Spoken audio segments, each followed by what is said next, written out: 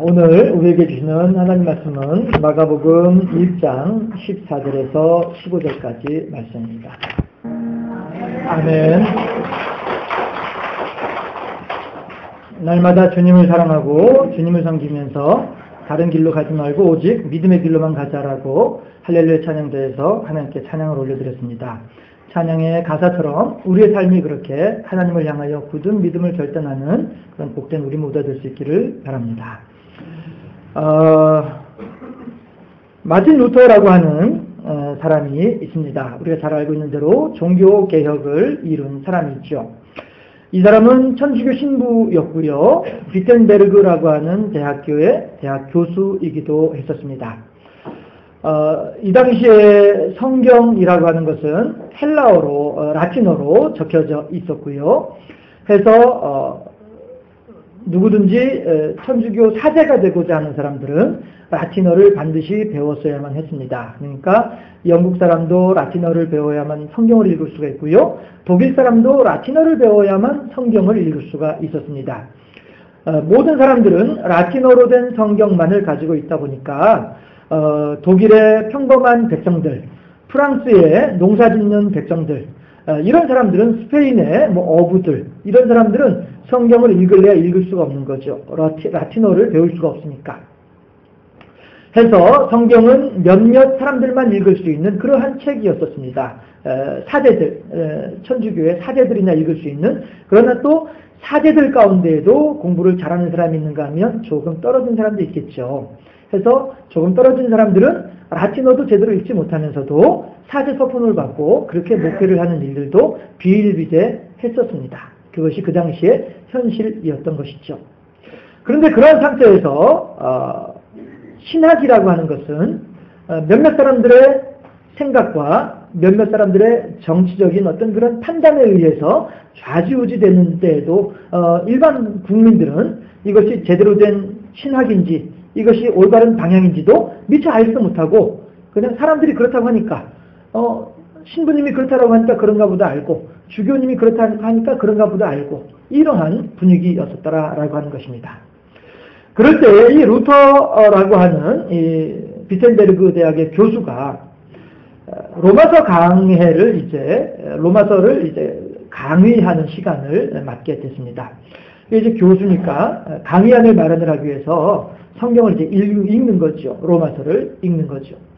로마서를 읽다 보니까 현재 천주교 내에서 자행되고 있는 여러 가지 신학적으로 잘못된 내용들을 로마서를 통해서 발견하게 되는 거예요.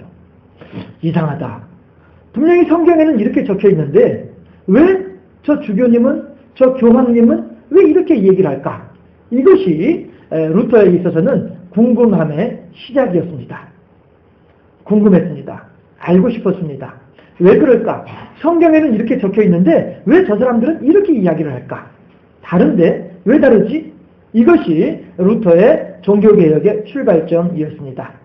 해서 그가 결론을 내리고 연구를 한 끝에 내렸던 결론은 이것은 잘못되어졌다. 신학이 잘못되어졌다.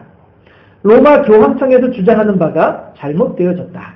이렇게 이제 결론을 내리게 된 것입니다. 해서 95개 항목으로 지금 천주교에서는 이렇게 주장하는데 이것이 아니겠습니까? 천주교에서는 저렇게 주장을 하고 있는데 저것이 옳은 것이 아니겠습니까? 라고 하면서 95가지의 반박문을 써서 자기가 이제 가까이에 있는 교회가 만인제사장 교회라고 하는 교회인데 그 교회 문에다가 그 반박문을 붙여놓게 됩니다. 이것이 1517년 10월 31일에 있었던 일입니다. 제가 이렇게 기도 중에 435돌이라고 했는데 잘못됐고요. 495돌이 맞습니다. 495년 전 10월 31일 날 1517년 10월 31일에 그 만인제사장 교회라고 하는 교회 문에다가 95가지의 반박문, 이것은 어떻습니까? 어떻게 생각하십니까? 질문하는 내용들을 붙여놓음으로써 종교개혁이 이제 시작이 되어졌던 것입니다. 그런데 루터는 사실은 처음부터 종교개혁을 이루고자 했던 것은 아니었습니다. 다만 우리 천주교가 이렇게 가면 안 된다. 우리 천주교의 신학이 이런 식으로 흘러서는 안 되겠다. 이 신학을 우리가 좀 바꿔보자. 수정, 궤도 수정을 하려고 했던 것이지 아예 리폼, 새로 형태를 만들려고 했던 것은 아니었다라고 하는 것이죠. 그러나 상황이 여의치 않게 되어지다 보니까 자기도 모르게 종교 개혁이라고 하는 새로운 개혁 교회를 이끌어가는 수장이 되어지더라 하는 것입니다.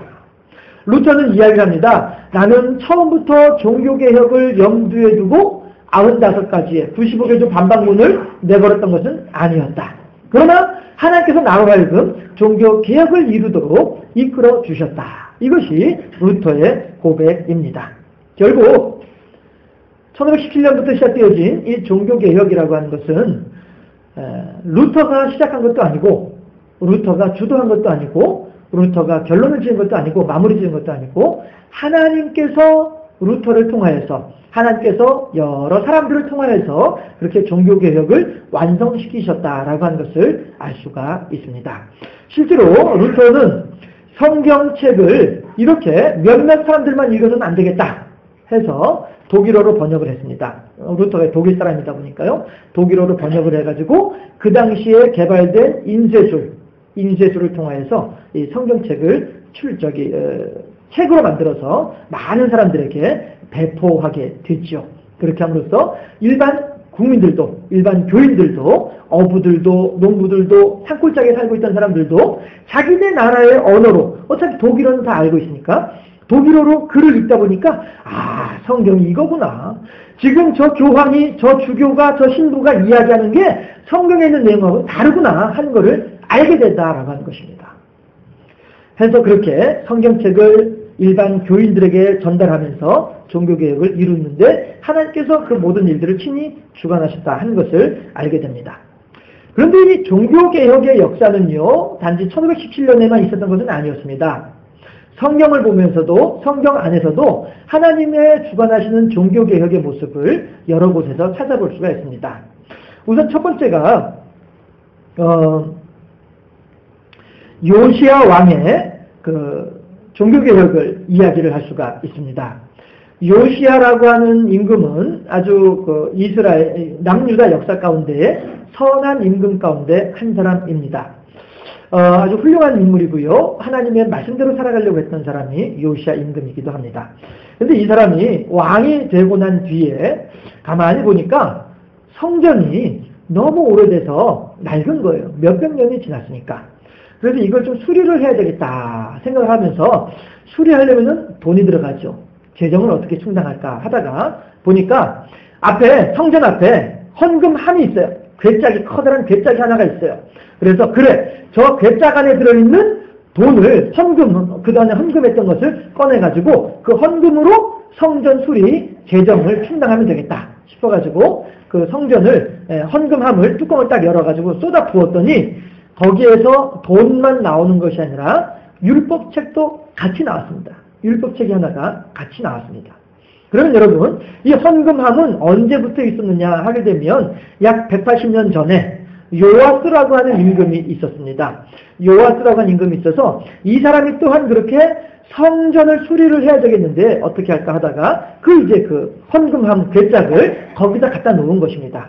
요아스 임금이 갖다 놓은 것이에요. 그래서 그때마다 이제 조금씩 이제 헌금이 찰 때마다 이제 꺼내가지고서는 부분적으로 수리하고 이렇게 했던 거였었는데 요아스 왕이 죽고 다른 임금들이 왕이 될 때에도 여전히 그 헌금함은 그 자리에 있었던 것이죠. 그러니까 적어도가 아니라 대략적으로 180년 정도의 시간이 지나고 난 뒤에 이제 요시야 왕이 성전 수리를 하려고 할 때에 그때 이제 그 율법책을 발견하게 되는 거예요. 여러분, 제가 루터의 성경 번역에 대해서도 성경 출판에 대해서도 말씀드렸지만 특히나 구약시대에는 율법책이라고 하는 것은 일일이 다 사람이 손으로 적어야 되는 거예요. 사람이 손으로 써야 되는 거예요. 그렇게 하다 보니까 한 권의 책이 중요하고 한 권의 책이 참 소중합니다. 그렇지 않겠습니까? 그런데 어떤 한 사람이 그 소중한 율법책을, 그 소중한 책을 하나님의 헌금함에다가 드린 거예요. 어떤 사람이, 누군지 알지도 못하지만. 그래 드린 거예요. 그렇게 하고 난 뒤에 세월이 흐르면서 사람들은 율법책을 또 더 베껴야 되는데 더 베낄 생각도 하지 않고 율법책이 그렇게 사라져버리고 마는 거예요. 사람들의 실생활 속에서. 그렇게 하다 보니까 약 180년이 지나서 요시야 왕에 이르게 됐을 때에는 사람들이 어떻게 하나님을 섬깁니까? 사람들이 제사장들이 얘기하는 대로 제사장들이 요건 이렇게 하면 되는 거야. 저건 저렇게 하면 되는 거야. 그러면 그 제사장들은 누구한테서 가르침을 받았어요? 그 위에 제사장으로부터 이야기를 듣고서 가르쳐준 대로 하는 거예요. 그렇게 하다가 가만있어 봐. 그때 어떻게 했더라? 내 기억이 가물가물한데? 좋아. 그러면 이렇게 하자. 율법책에는 저렇게 하라고 되어 있음에도 불구하고 율법책이 없다 보니까 기준이 되는 게 없다 보니까 그래서 자기들 마음대로 그래 이건 이렇게 하면 되겠다. 이렇게 하나님을 섬기게 되어졌더라.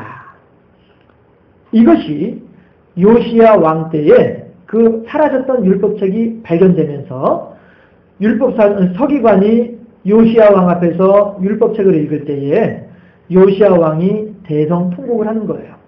왜냐하면 우리는 지금까지 이렇게 하나님을 섬기는 것이 합당한 줄 알았었어요.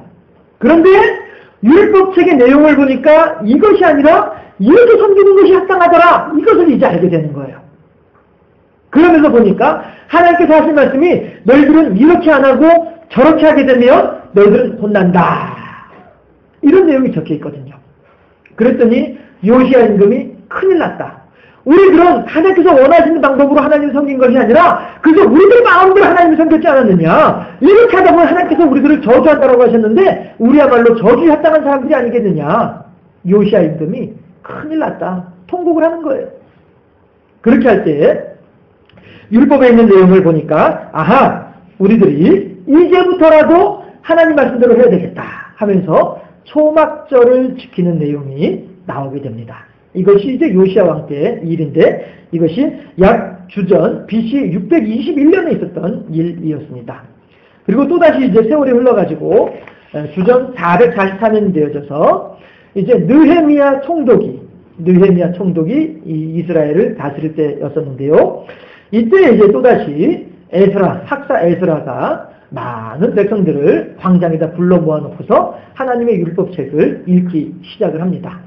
그러면 이제 에스라가 어느 만큼 읽고 나면은 레위인들이 가서 이스라엘 백성들에게 지금 에스라 학사가 읽어준 하나님의 말씀은 이런 내용입니다. 라고 하면서 이렇게 설명을 해주어요. 설명을 해주다 보니까 그런 내용을 보면서 사람들이 요시야 왕은 6월절을 지켰습니다. 초막절이 아니라 느헤미야가 이제 초막절을 지켰고요. 요시야 왕은 6월절을 지켰습니다. 그렇게 느헤미야 시대로 다시 와서 이렇게 레위인들이 이스라엘 백성들에게 율법에 있는 내용들을 자세하게 설명을 해주다 보니까 또다시 이 이스라엘 백성들의 마음에도 또다시 감동이 오는 거예요. 우리가 그동안에 바벨론의 포로로 붙잡혀가 있으면서 엉뚱하게 우상 숭배하듯이 우리들이 하나님을 섬겨왔구나. 어떻게 하면 좋을까? 큰일 났다. 또 걱정이다. 이렇게 이스라엘 백성들이 하나님의 말씀을 들을 때에 우리들의 죄인된 모습을 깨달아 알면서 하나님께 통회하는 모습들을 보이더라 하는 것입니다. 그렇게 할 때에 또한 이때에도 에스라가 우리들이 이제부터라도 하나님을 성경에 있는 대로 율법에 있는 대로 하나님의 원하시는 대로 하나님을 섬기도록 하자라고 하면서 초막절을 지키는 이야기들이 또 나오게 됩니다. 이렇게 하나님께서는 요시야 임금의 마음을 주관하셔서 성전을 수리할 마음이 생기도록 하심으로써 율법책이 발견되게 하시고 율법책을 읽는 가운데에 요시야 임금의 마음을 감동시키시고 또한 그 소식을 전해들은 백성들의 마음을 감동시키시고 그래서 그들이 유월절을 통하여 하나님을 향한 온전한 모습으로 섬기는 모습으로 나타나지게 되고 느헤미야 때에도 마찬가지로 느헤미야의 마음을 감동시키고 백성들의 마음을 감동시키셔서 초막절로 하나님의 예법대로 하나님을 섬기도록 하시는 하나님의 종교개혁의 모습들을 바라볼 수 있다 하는 것입니다. 오늘 예수님께서도 그렇게 또 하나의 종교개혁을 시작하고 계시죠.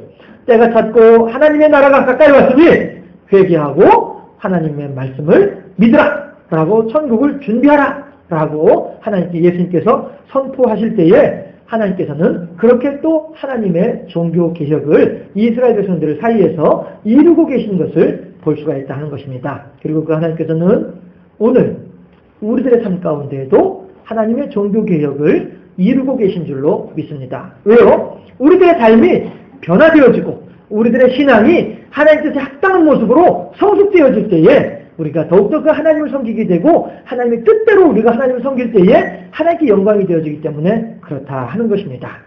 집을 나간 셋째 아들을 곳에 걱정하는 어머니 아버지가 있는데 첫째 둘째는 셋째 동생을 찾아올 생각은 하지도 않고 그저 어머니 아버지한테 칠순잔치 맞았다고 동네 잔치 벌이면서 어머니 아버지 기쁘시죠 하게 되면 어머니 아버지는 그래 고맙구나 라고 말은 하지만 속으로는 야 너희들 그러지 말고 집 나간 셋째 너희들 동생 좀 찾아와라 이것이 부모의 마음 아니겠냐 하는 거예요.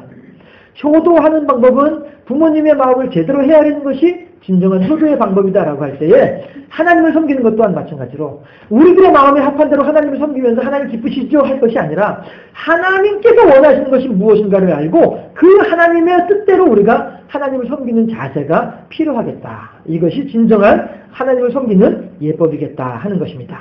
그랬을 때에 하나님께서는 우리들의 심령 가운데 종교의 개혁을 이루시고자 할 때에 첫 번째 어떤 일이 우리들에게 필요하냐 하면 알아야만 합니다. 하나님께서 우리들에게 알라라고 말씀을 하세요. 무엇을 합니까? 우리들이 죄인인 것을 알아야만 하겠다 하는 것입니다. 요시야 임금 때에도 그렇고 느헤미야 때에도 그렇고 사람들은 하나님의 말씀을 알아가는 가운데에 제일 처음 무엇을 합니까? 내가 죄인인 것을 알게 되더라 하는 거예요.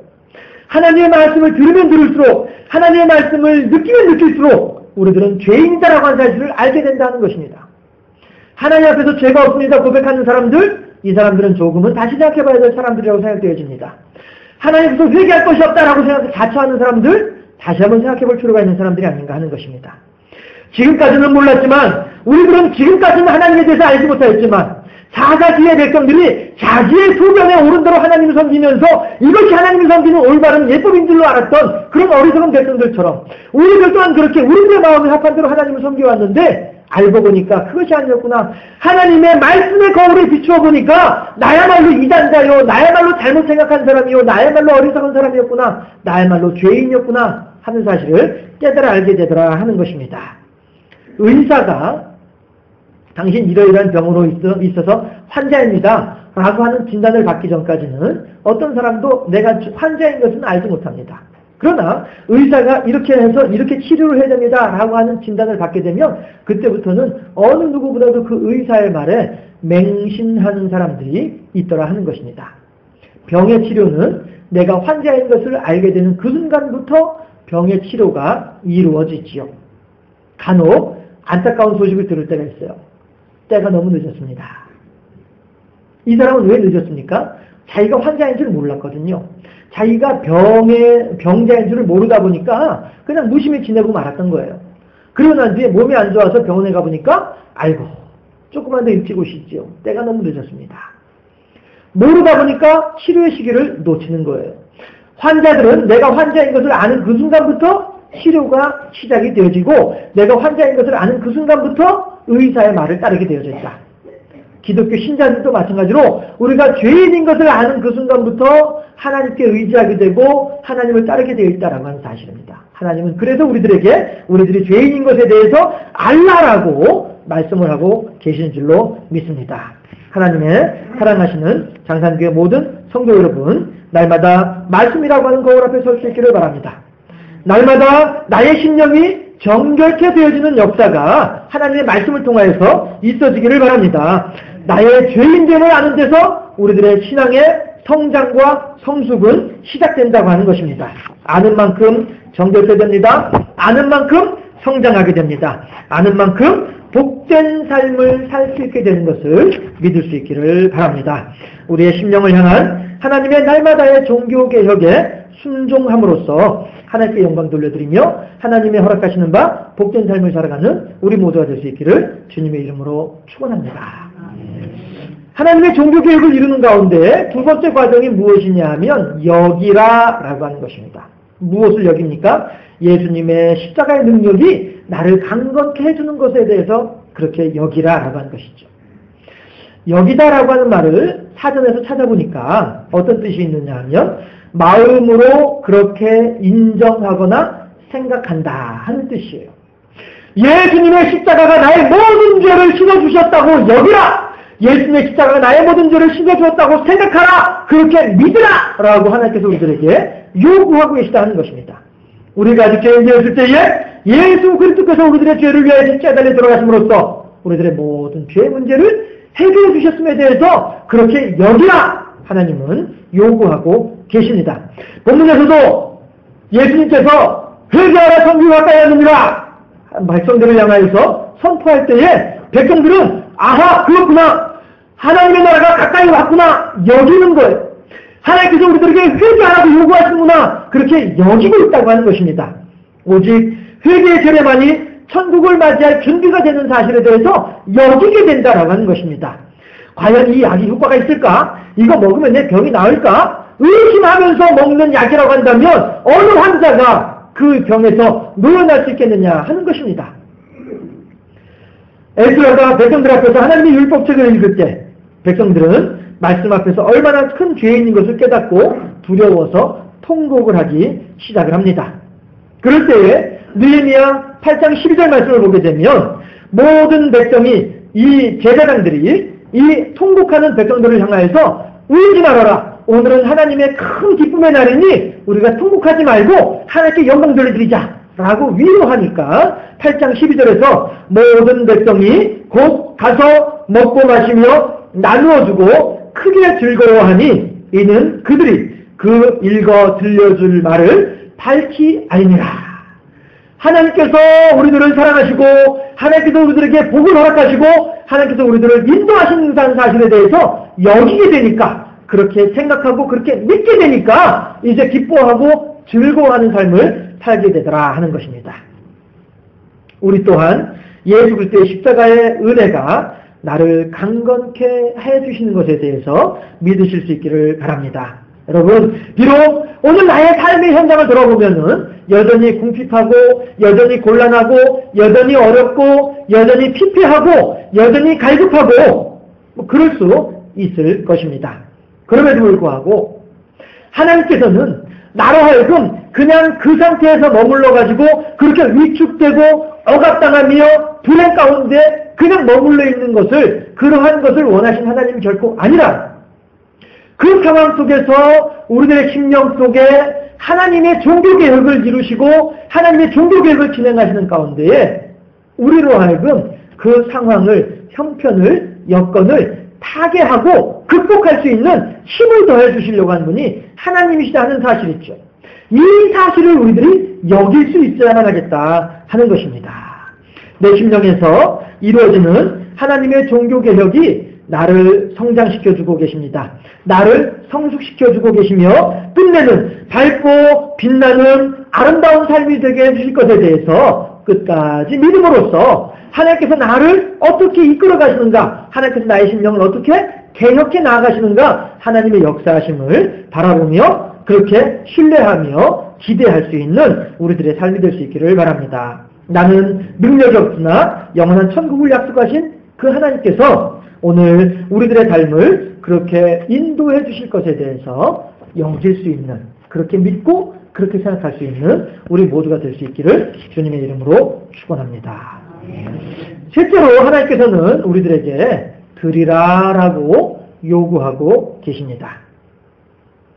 우리들을 하나님의 영광의 도구로, 하나님의 의의 병기로 우리들을 드릴 수 있어야 되겠다 하는 것입니다.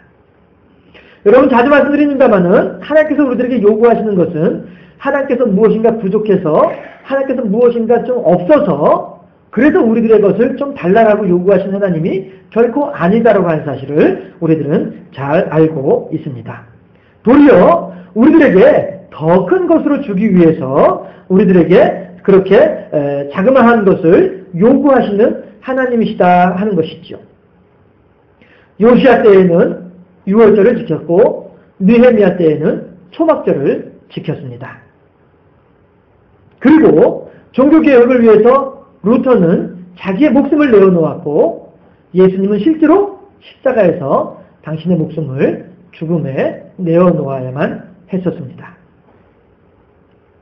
그리고 예수님을 따르는 많은 사도들 또한 그렇게 순교의 제물로서 하나님께 바쳐지고 있는 것을 우리들은 알고 있습니다.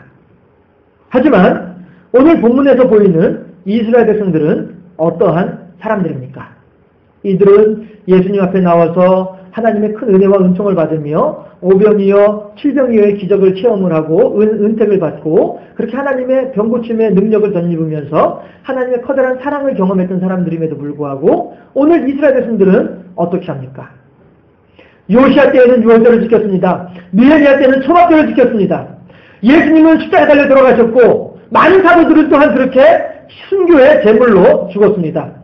루터도 자기의 생명을 담보로 종교개혁을 이루었습니다. 그런데 오늘 이스라엘 백성들은 어떻게 하고 있느냐 하는 것입니다.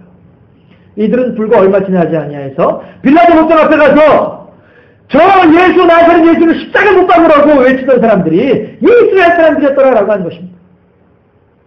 우리들은 어떠할까요?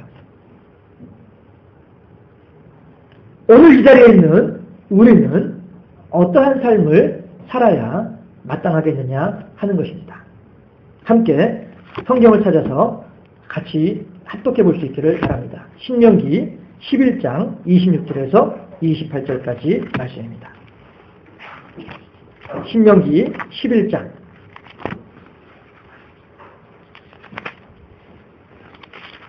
제가 있는 성경은요, 구약성경 280페이지입니다. 신명기 11장 26절에서 28절까지 말씀입니다. 구약성경 280페이지 신명기 11장 26절에서 28절까지 말씀. 함께 합독합니다. 26절 말씀. 내가 오늘 복과 저주를 너희 앞에 두나니 너희가 만일 내가 오늘 너희에게 명하는 너희의 하나님 여호와의 명령을 들으면 복이 될 것이요 너희가 만일 내가 오늘 너희에게 명령하는 도에서 돌이켜 떠나 너희 하나님 여호와의 명령을 듣지 아니하고 본래 알지 못하던 다른 신들을 따르면 저주를 받으리라. 아멘. 하나님은 결코 오늘 본문 말씀을 통해서 우리들은 오늘 신명기 11장 말씀을 통해서 우리들은 생각해 볼 수 있는 것이 하나님은 우리들에게 저주를 내리고자 하신 하나님은 결코 아니라고 하는 것입니다. 부모가, 엄마가, 아빠가 아이를 향해서 회초리를 들고서 너 혼나, 때릴 거야, 맞을 거야 라고 외치는 것은 정말로 엄마가, 아빠가 그 아이를 때리고 싶어서 그렇게 말을 하는 것이 아니고 너가 지금 여기서 고집 부리는 그 고집을 철회해야만이 안 맞아. 엄마는, 아빠는 너를 때리고 싶지가 않아. 그러니까 제발 너의 고집을, 너의 생각을 바꾸어라. 이것이 혼나, 맞을 거야 라고 외치는 부모의 마음인 것처럼 오늘 본문에서 하나님께서 너희들이 나의 법을 따르고 나의 길을 따르게 되면 내가 너에게 복을 주고 복을 줄 것이지만 너희들이 우상을 섬기고 이방신을 따라가게 되면 너희들은 저주를 받을 것이다 말씀하신 하나님의 목적은 이스라엘 백성들을 저주하기 위해서 그렇게 말씀하신 것이 아니라 도리어 생명과 평안의 복음으로 함께하기 위해서 제발 가지 말아다오 라고 붙잡는 하나님의 간절한 외침이고 하나님의 간절한 마음의 표현이다라고 하는 사실이죠. 그만큼 하나님은 우리들에게 복을 주기를 원하시는 하나님이고 그만큼 하나님은 우리들에게 베풀어 주려고 하는 하나님이시다라고 하는 것이죠. 그리고 우리들에게 하나님께서 허락하시고 하나님께서 부어주시는 그 복을 받을 준비를 하라고 그릇을 준비하라고 우리들에게 말씀하시는 하나님이시다 하는 것입니다. 이스라엘 백성들은 그렇게 하지 않았지만 말입니다. 때학볕이 뜨거운 여름 한낮에 집에 들어와 보니까 펌프는 바싹 말라 있는데 펌프 옆에 한 바가지 물이 있습니다. 생각을 합니다. 이 물을 내가 그냥 벌컥벌컥 마시고 말 것이냐 아니면 이 물을 펌프 속에 집어넣어서 마중물을 만들 것이냐 어찌 하시겠습니까? 한 바가지 벌컥 마시고 나면 나 혼자서 끝이 나고 말지만 그 마중물로 사용을 하게 되면 그 펌프에서는 10바가지, 20바가지, 100바가지라도 시원한 물이 나올 수 있고 한 바가지 나 혼자 먹고 마시면은 나 혼자 끝나고 말지만 펌프의 마중물로 사용을 하게 되면 온 가족들이 그 시원한 물의 혜택을 누릴 수 있는 이 원리와 원칙인 것을 우리가 하나님을 향해서 우리들에게 있는 자그마한 것 재능이 되어졌든 몸이 되어졌든 시간이든 마음이든 재물이든 모든 것들을 하나님께서 내게 주시고 그 주신 것 가운데 자그마한 것을 하나님께서 우리들에게 요구하실 때에 그 자그마한 것을 하나님께 드릴 때에 하나님께서는 그 자그마한 것을 받으면서 우리들에게 더 큰 것으로 되돌려 주겠다라고 약속하시는 하나님이시다는 것입니다. 따라하시기 바랍니다. 주님께 드리는 것을 아까워하지 맙시다. 그렇습니다. 주님이 우리들에게 마음을 요구하시면 마음을 드리면 좋을 것입니다. 주님이 우리들에게 시간을 요구하십니까? 그럼 시간을 드리면 우리들에게 더욱더 큰 복이 임하게 될 것입니다. 주님께서 우리들에게 재물을 요구하신다고 한다면 재물을 드림으로써 하나님께서 더 큰 재물로 우리들에게 응답하시는 그 능력을 우리들은 경험할 수 있을 것입니다. 너의 식물을 물 위에 던지라. 그럼 몇 날이 못 되어서 더 큰 것으로 7배로 8배로 받게 될 것이다 라고 성경에서는 말씀을 하고 있기 때문에 그렇습니다.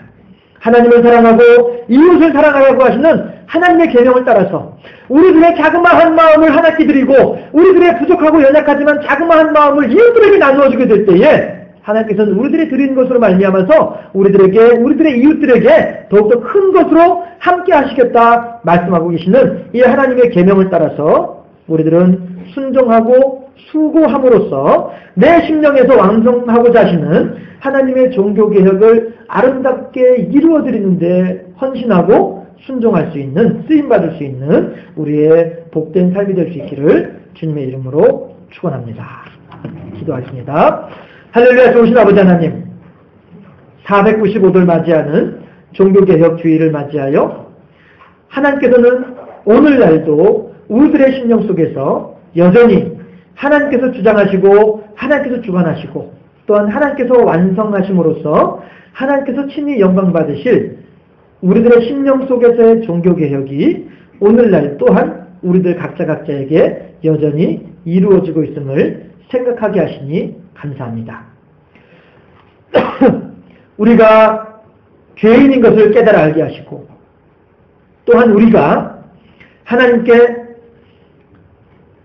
죄사함 받은 하나님께 은혜를 받은 하나님의 복된 심령인 것을 여기게 하여 주시옵시며 이제 부족하고 연약하나마 자그마한 것이나마 하나님께 기쁨으로 감사함으로 드림으로써 하나님의 더 큰 것으로 되갚아 주시는 은혜와 능력을 경험하는 우리 모두의 삶이 될 수 있도록 인도하여 주시사 참으로 더 크게 하나님을 영화롭게 우리의 삶이 되게 하시고 많은 사람들에게 선한 영향을 끼치는 능력 있고 아름답고 복된 삶을 살아가는 우리 모두가 될 수 있도록 인도하시고 역사하여 주시옵소서.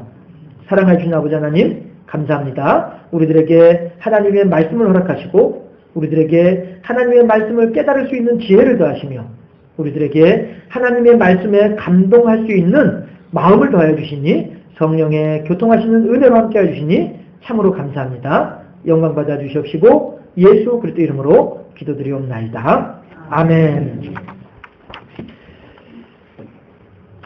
지금은 우리 주 예수 그리스도 은혜와 하나님 아버지의 무하신 사랑과 성령의 교통하심이 하나님께서 우리들의 심령 가운데에 끊임없이 이루고 계시는 종교 개혁의 인도하심을 따라서 우리들의 죄인인 것을 알고 우리들의 죄사함받은 의인인 것을 알고 하나님께 헌신해야 마땅한 것을 알므로써 그렇게 하나님께 영광 돌려드리며 하나님의 인도하심을 따라 하나님의 교통하심을 따라 순종하기로 결단하고 소망하는 귀한 하나님의 백성들 머리 위에 그리고 그들의 사랑하는 모든 자녀손들 위에 그들의 사업 위에 그들의 소망 위에 그리고 하나님의 사랑하시는 장산교회 위에 영원토록 함께 하시기를 간절히 축원하옵나이다.